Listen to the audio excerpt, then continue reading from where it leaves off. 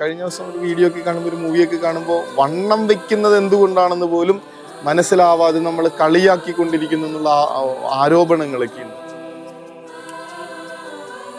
അവിടെ സുവിശേഷം പ്രഘോഷിക്കാനാ പറയണേ. പരസ്പരം ചേർത്ത് പിടിക്കുന്ന കരുതലിൻ്റെ സുവിശേഷം, നമ്മൾ സഹോദരങ്ങളാണെന്നുള്ള വലിയ ഓർമ്മപ്പെടുത്തല് വിളിച്ചു പറയുന്ന സുവിശേഷം. അതിനുള്ള കാരണം നമ്മളെല്ലാവരും ദൈവത്തിൻ്റെ മക്കളാണെന്നുള്ള വലിയ ഒരു ബലം നൽകുന്ന ഓർമ്മപ്പെടുത്തൽ കൊടുക്കാനുള്ള സുവിശേഷം.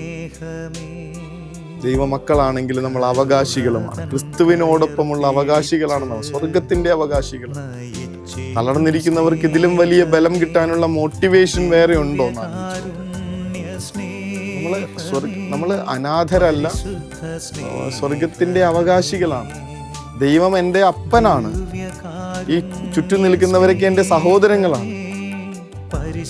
ഒറ്റയ്ക്കായി പോവാത്തിടത്തോളം കാലം ഏതൊരു ടാസ്കും, ഏതൊരു വലിയ പ്രയാസങ്ങളും, ഏതൊരു വൻമലയും നമ്മൾ അതിജീവിക്കുള്ളൂ, നമ്മൾ പൂർത്തിയാക്കുള്ളൂ, നമ്മൾ മറികടക്കും.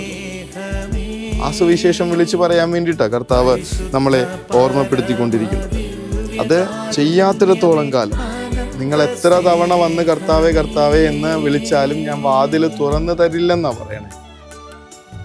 കൂടെയുള്ള ഒരാളെ ചേർത്ത് പിടിക്കാൻ സ്നേഹമില്ലാത്ത ഒരാളുടെ മുൻപിൽ സ്വർഗത്തിന്റെ വാതില് എന്നേക്കുമായി അടയപ്പെട്ട് കിടക്കും തന്നെ വചനം ഓർമ്മപ്പെടുത്തണേ. കുട്ടിയിട്ടും തുറക്കാത്തൊരു വാതിലുണ്ടെങ്കിൽ അതിനുള്ള കാരണം എൻ്റെ കയ്യിൽ ഞാൻ ചേർത്ത് പിടിക്കേണ്ട സഹോദരങ്ങളില്ലാതെ പോകുന്നത് കൊണ്ട് തന്നെയായിരിക്കും.